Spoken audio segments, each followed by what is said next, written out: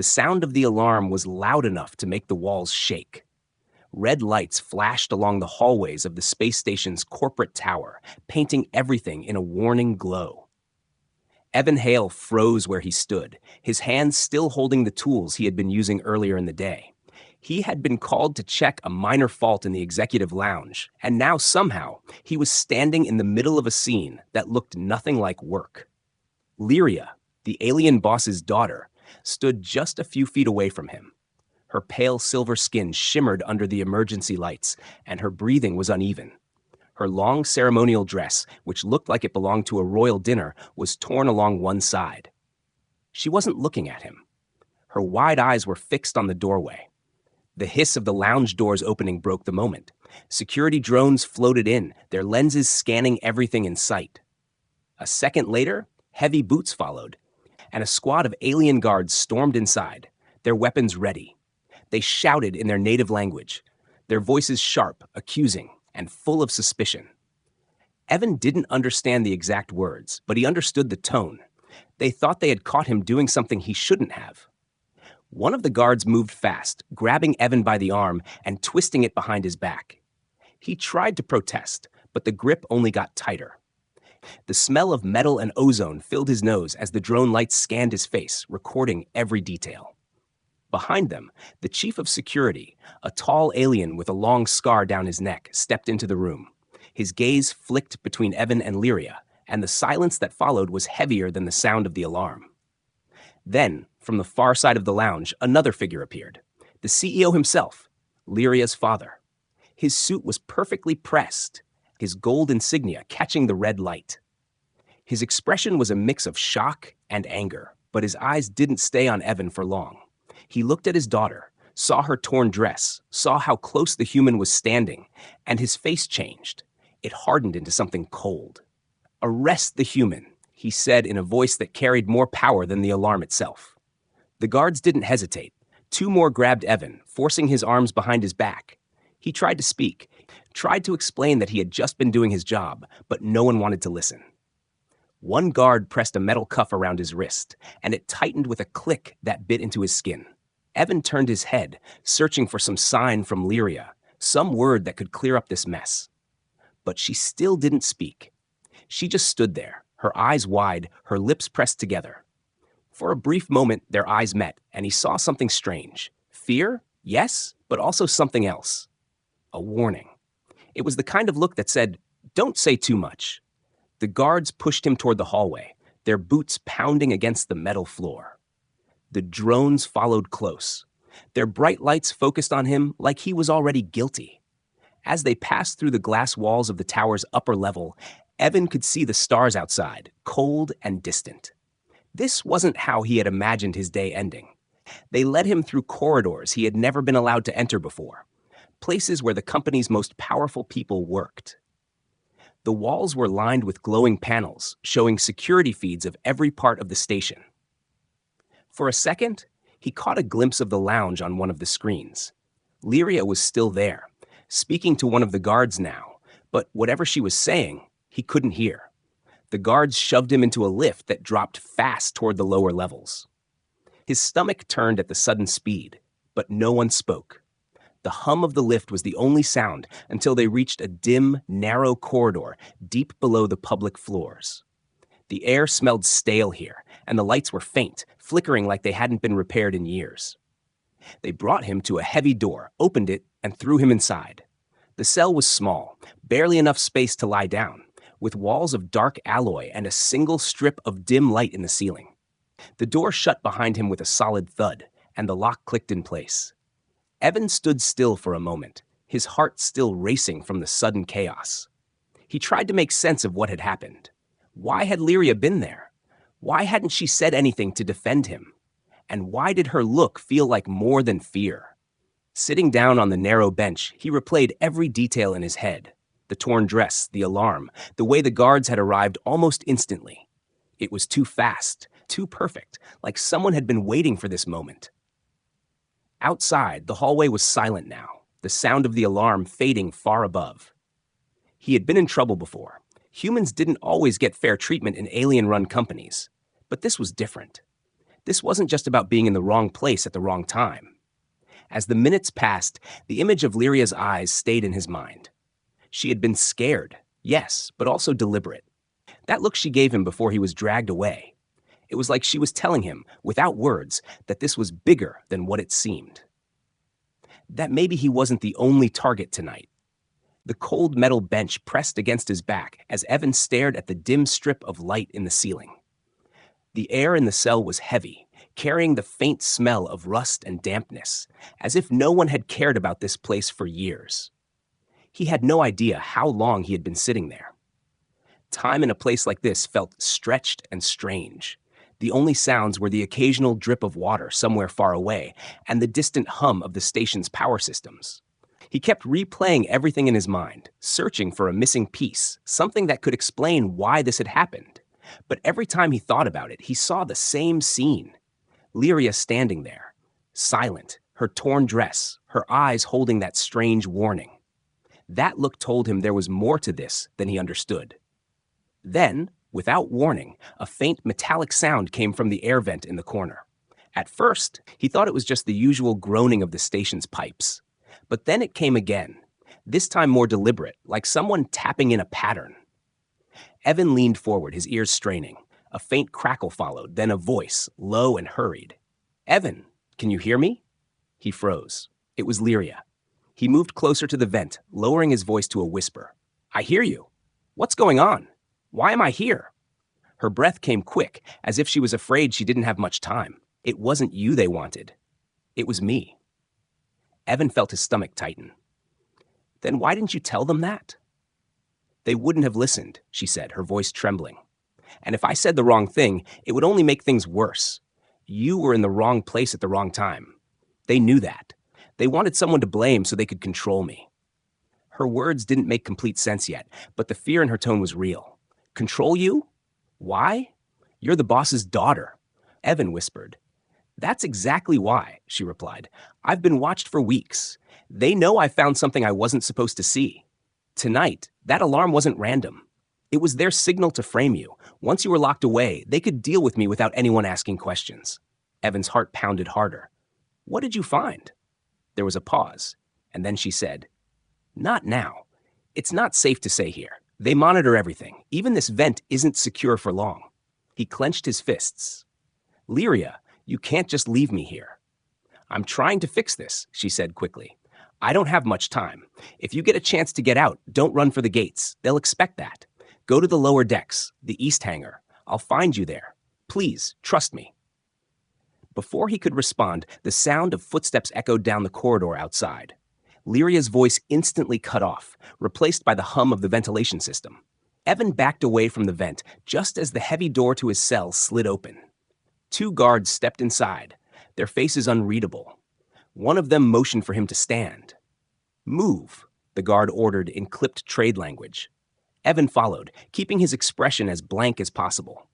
The corridor outside felt even darker than before, the light flickering weakly above them. They led him through a series of turns until he found himself in a small, windowless room. At the center was a table, and sitting behind it was the alien chief of security.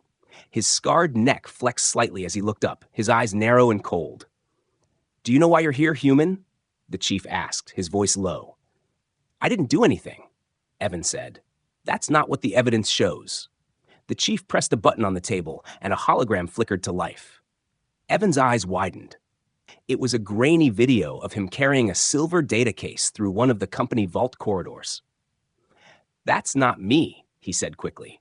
"I've never been in that part of the station." The chief leaned forward. "The sentence for stealing from the board is death. If you cooperate, maybe you'll die quickly. If you don't," he let the rest hang in the air like a threat that didn't need words.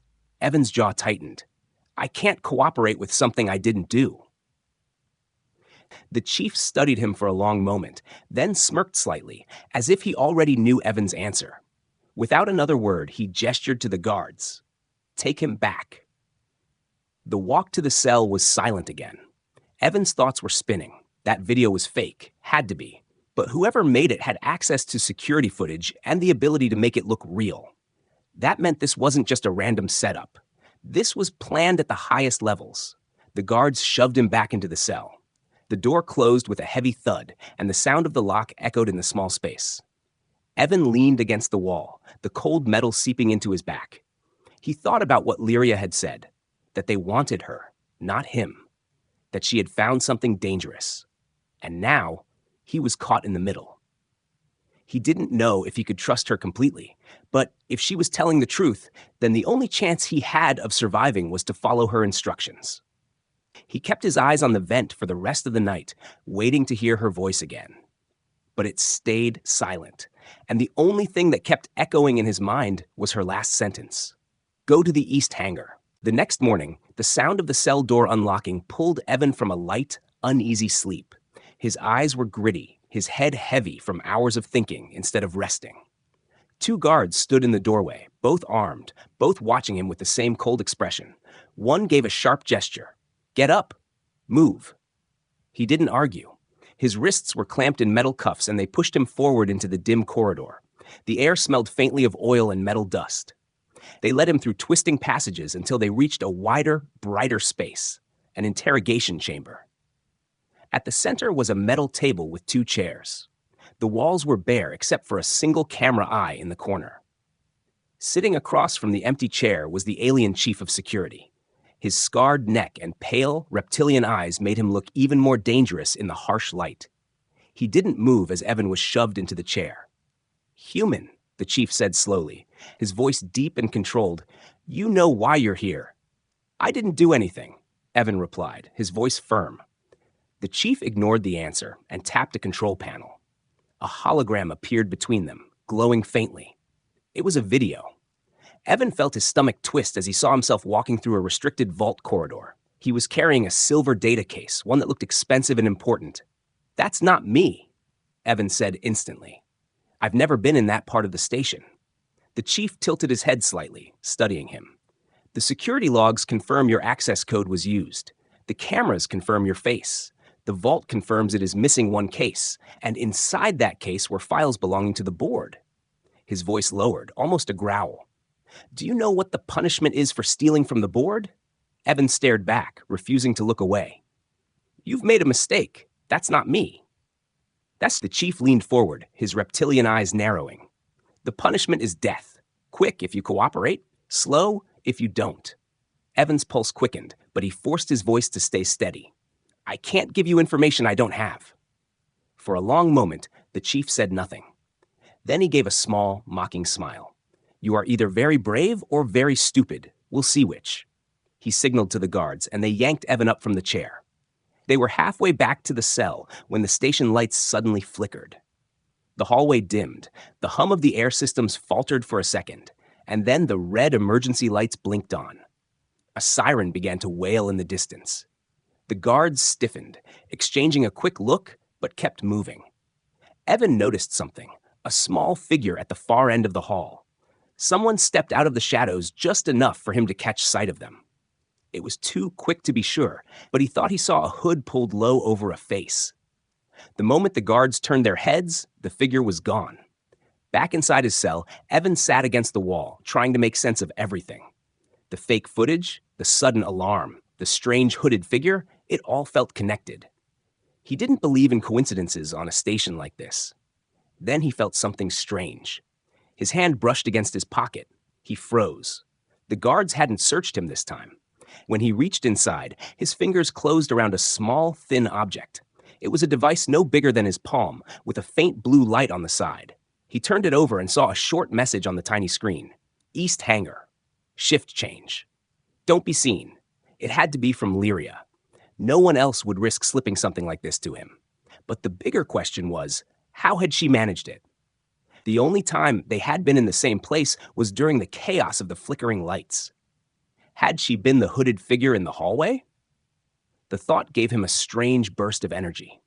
If she had gone to that much trouble to reach him, she must really believe there was something dangerous going on. He sat there, studying the device, wondering how much time he had before the guards noticed.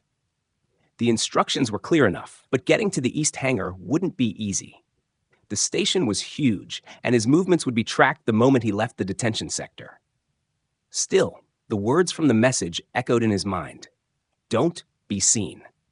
That meant there had to be hidden ways through the lower decks, maintenance routes only engineers or smugglers would know. And he was an engineer. He knew the ventilation systems, the narrow access ladders, and the forgotten cargo shafts better than most.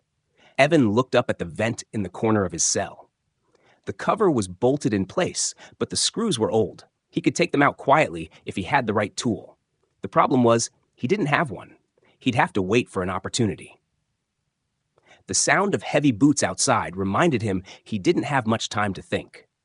He shoved the device deep into his pocket and lay back on the bench, closing his eyes just as the door slid open again. The guards glanced in, saw nothing unusual, and moved on. Evan's mind was working fast now. If Lyria was telling the truth, then the fake video, the sudden arrest, and the alarms were all part of a larger plan. One that wasn't really about him at all. Someone wanted her silenced. And until she could prove otherwise, he was just the convenient human scapegoat. But now, with the device in his pocket and a meeting point waiting for him, he had something he hadn't had since this started. A direction. He just had to survive long enough to follow it. The shift change was his only chance. Evan had been counting the minutes since the last patrol passed his cell. The guards worked in patterns, and he had studied those patterns in his mind. When the time came, he moved quickly. The moment the corridor was empty, he slipped to the vent, twisted the old screws with the edge of his cuff, and slid inside. The metal tunnel was narrow, the air stale. Every movement echoed softly, so he crawled slowly, careful not to make noise. The vent sloped down toward the maintenance decks, where he could move without being seen by the main station cameras. His heart pounded with every turn, every shadow. It took almost 20 minutes to reach the lower industrial corridors. These areas were loud and full of machinery, perfect for hiding. The air was warm here, smelling of fuel and burnt metal. He moved along catwalks and behind large cargo containers until the signs pointed toward the east hangar. When he finally reached the hangar's side entrance, the sound of docking clamps echoed through the vast space. The ceiling stretched high above, filled with hanging cables and glowing panels. Cargo shuttles sat in neat rows, while workers moved crates in slow, careful patterns. A figure stood near the shadows by a service door. She wore a hood that covered most of her face, but he knew it was Lyria the moment she turned toward him. Her eyes met his, and she stepped closer. "You made it," she whispered. Her voice was low, urgent.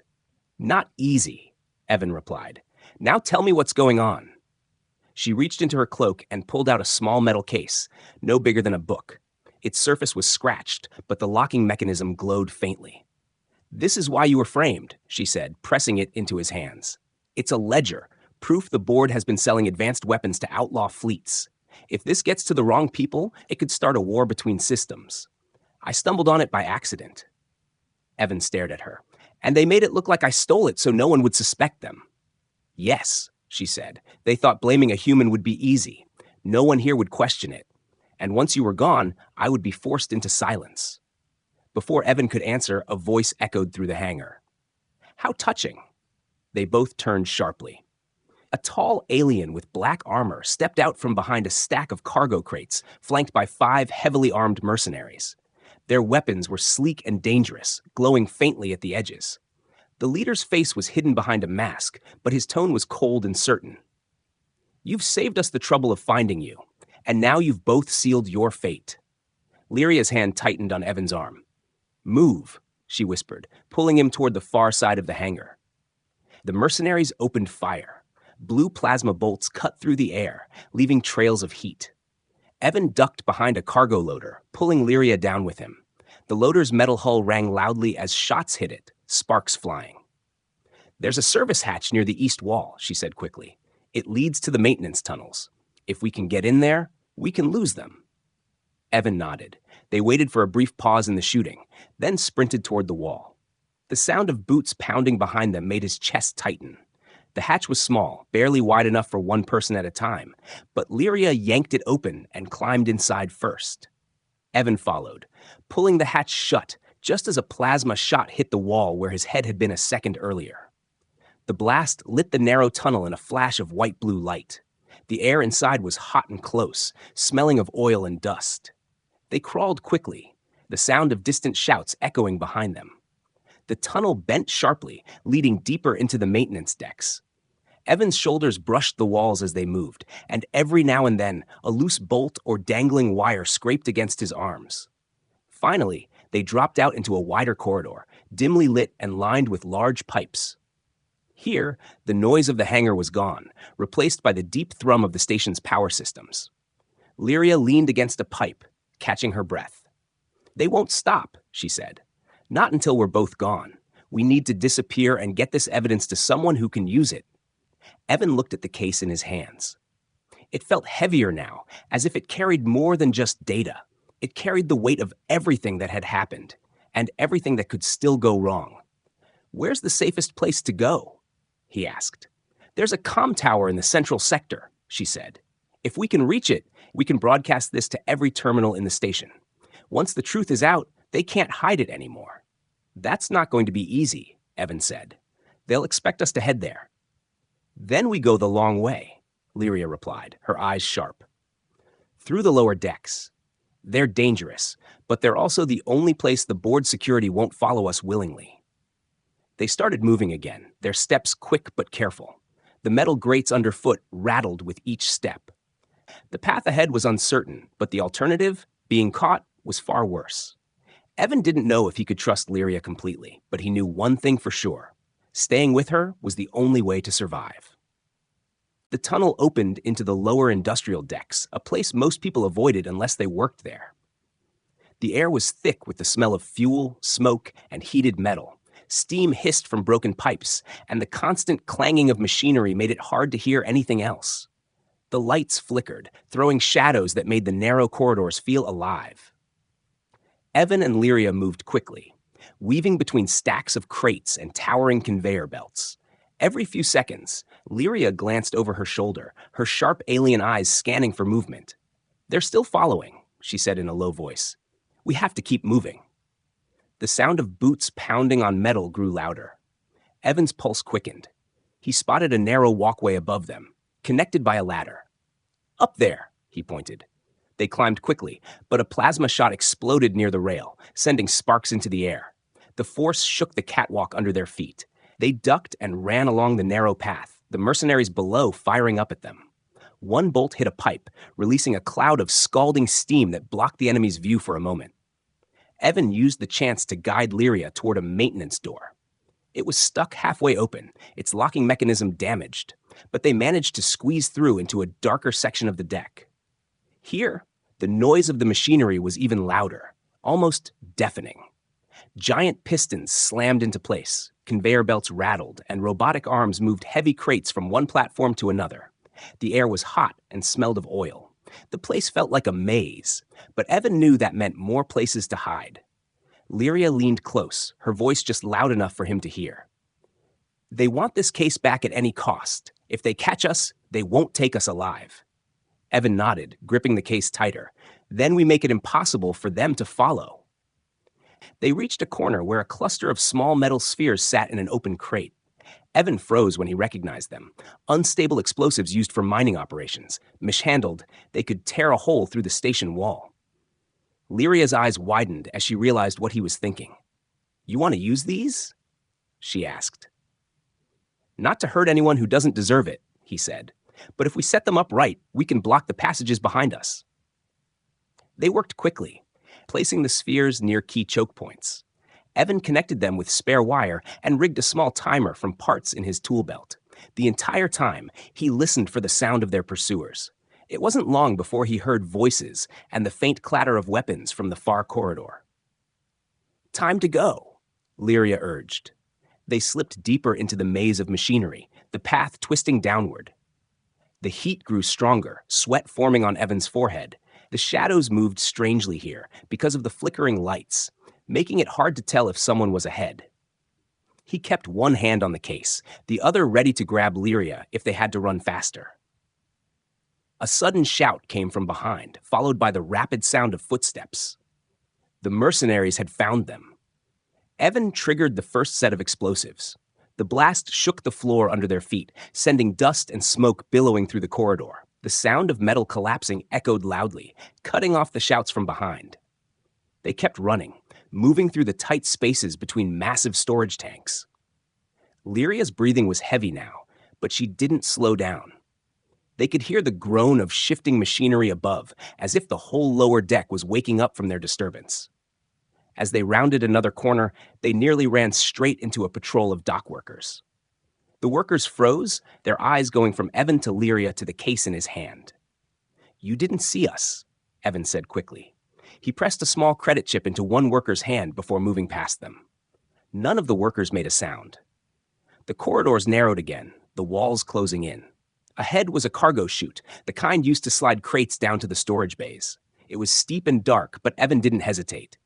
"We go down," he said. Lyria gave him a doubtful look. "That's dangerous." "Staying here is worse," he replied, and jumped in. The chute was slick with dust and grease, and he slid fast, the air rushing past him. Lyria followed, the sound of her sliding mixing with the distant hum of engines. They landed hard at the bottom, stumbling onto a pile of soft packing material. When they stood, they were in a dim cargo bay filled with more crates and strange machinery. For a brief moment, it was quiet, just the sound of their breathing. Then, from somewhere far above, came the muffled echo of voices and footsteps. "They'll figure out we came this way," Lyria said. Evan scanned the bay and spotted a service tunnel at the far end. "Then we make sure they can't follow." They found a control panel near the chute's base. Evan used his engineering skills to reroute the power, sealing the hatch at the top and disabling the lift system. If the mercenaries tried to follow, they'd have to cut their way in, and that would buy precious minutes. With the hatch locked, they moved into the service tunnel. It was dark and narrow, forcing them to walk single file. The air here was cooler, but it carried the faint smell of old fuel. Evan felt the weight of the case in his hands and knew every step was bringing them closer to the comm tower, but also deeper into danger. Lyria's voice was steady now, but still tense. "We're not safe yet. The next section is worse. It's where the old maintenance crews used to work, and no one's been there in years. Even the board security avoids it." Evan gave a dry smile.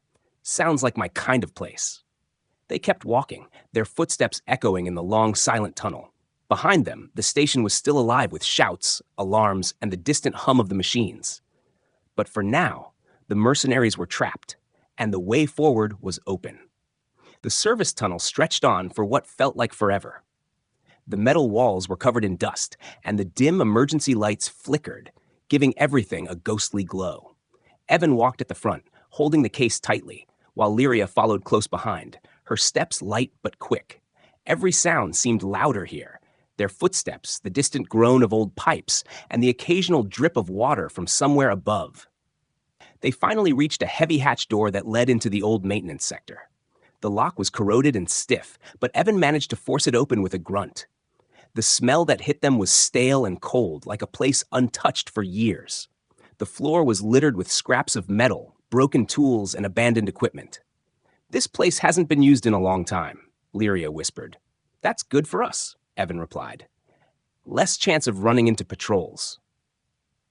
They moved deeper into the sector, weaving through narrow corridors and broken workstations. The silence was unsettling, but it didn't last. From somewhere far away came the faint sound of footsteps, slow, careful, and not friendly. "They found a way in," Lyria said. Evan's mind raced. They couldn't outrun them forever, and the path to the comm tower still lay ahead. "Then we give them something to remember us by," he said, glancing at the crates scattered around. Inside the crates, they found old power cells, rolls of wire, and more of the small metal spheres, unstable explosives. Evan began placing them in strategic spots, choosing narrow corridors and choke points where their pursuers would be forced to pass. Lyria worked beside him, keeping watch and handing him tools. "Once we set these off, we'll have a short window before they find another route," she warned. "That's all we need," Evan said, connecting the wires to a small detonator he built from a damaged control pad. When the traps were ready, they moved toward the exit, careful not to set anything off too soon. But as they reached the last corridor, a shadow moved in front of them. The mercenaries had split up, and this group was already here. The first shot came without warning, a blue bolt of plasma that scorched the wall inches from Evan's head. He ducked, shoving Lyria behind a stack of scrap metal. The mercenaries advanced, their weapons glowing. Evan grabbed a loose pipe from the floor and hurled it at one of them, knocking the weapon from his hands. Lyria moved fast, using a short blade hidden in her sleeve to disarm another attacker. The fight was close and brutal, the narrow space forcing them into hand-to-hand combat. Evan slammed one mercenary into the wall, using every ounce of strength he had. Lyria twisted under another's arm, kicking his legs out from under him. The sound of metal clanging echoed down the corridor as bodies hit the ground. But more were coming.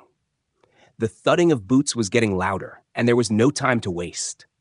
Evan grabbed the detonator from his pocket and pressed the button. A second later, a chain of explosions ripped through the maintenance sector. The floor shook, dust filled the air, and the roar of collapsing walls drowned out the shouts behind them. Heat rolled down the corridor, and the light from the blasts flashed across their faces. When the noise faded, the path behind them was blocked by twisted metal and rubble. The mercenaries on the other side shouted in frustration, their voices fading under the sound of settling debris. Evan and Lyria didn't stop to celebrate. They ran through the last stretch of the maintenance sector, emerging into a narrow walkway that connected to the central levels of the station. The air here was cleaner, but the tension was heavier. "We made it past them," Evan said between breaths, "but they'll find another way soon." "That's why we can't slow down," Lyria replied, her voice firm. "The comm tower is close. Once we get there, we can end this." They followed the walkway until it opened into a wide, dimly lit chamber filled with old machinery. It looked abandoned, but the control panels still hummed faintly. Evan stopped for a moment, realizing they could use this room. "If they catch up here, we'll be trapped," Lyria warned.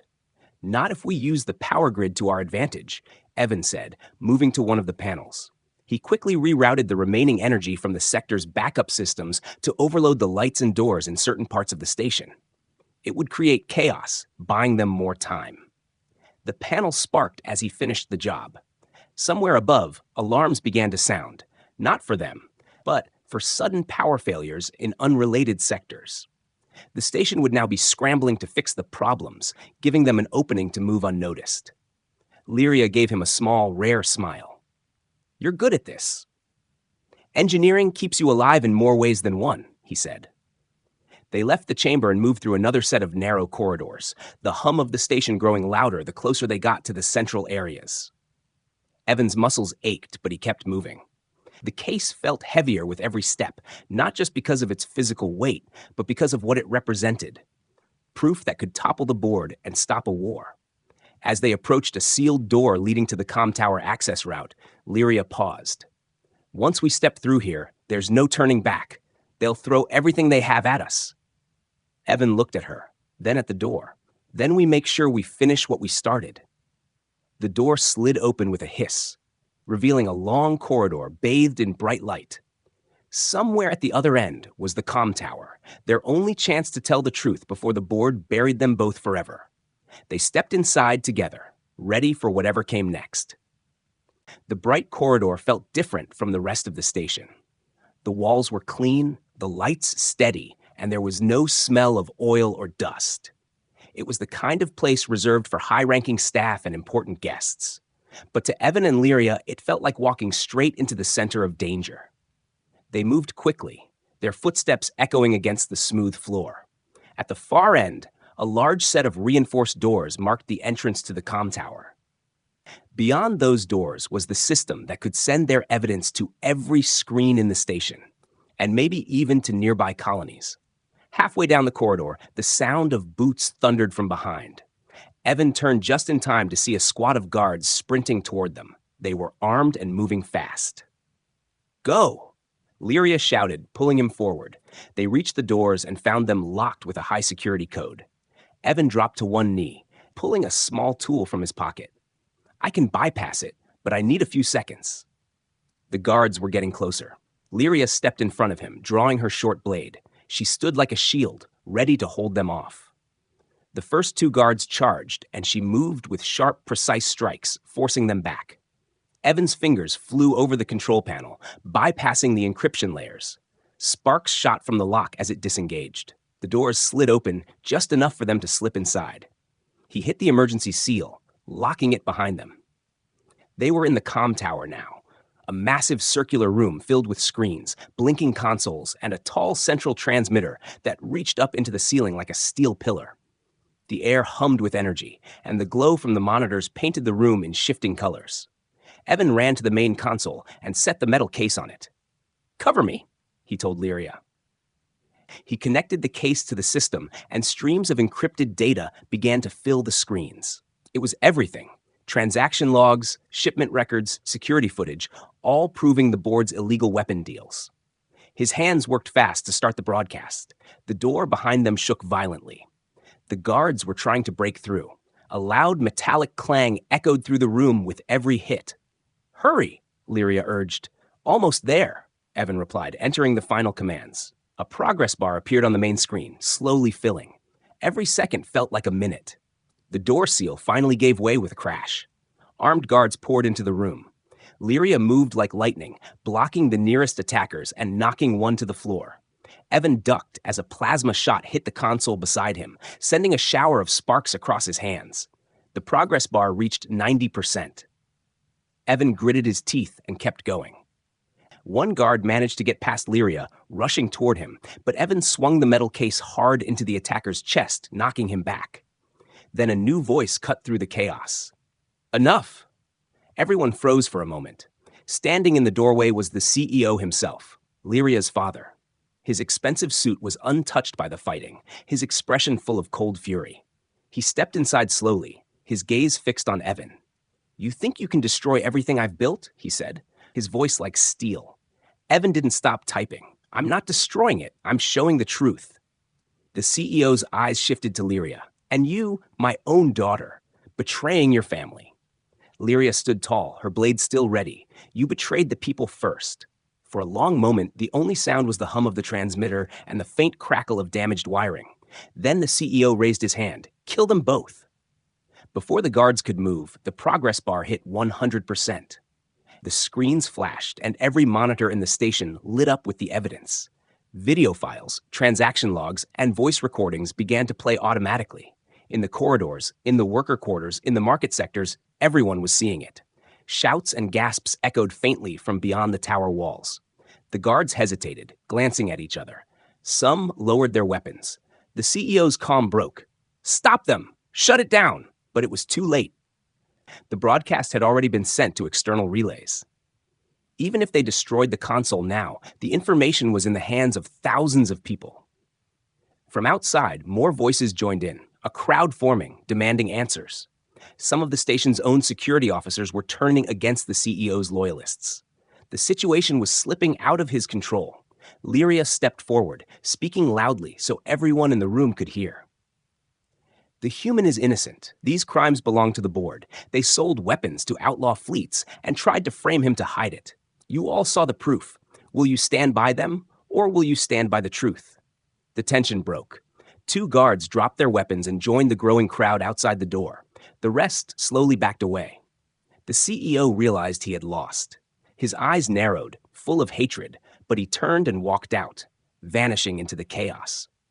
Inside the comm tower, the air felt different now, less heavy, but charged with the knowledge that nothing would be the same. Evan turned to Lyria, breathing hard. "So, what now?" She looked at him with a faint, tired smile.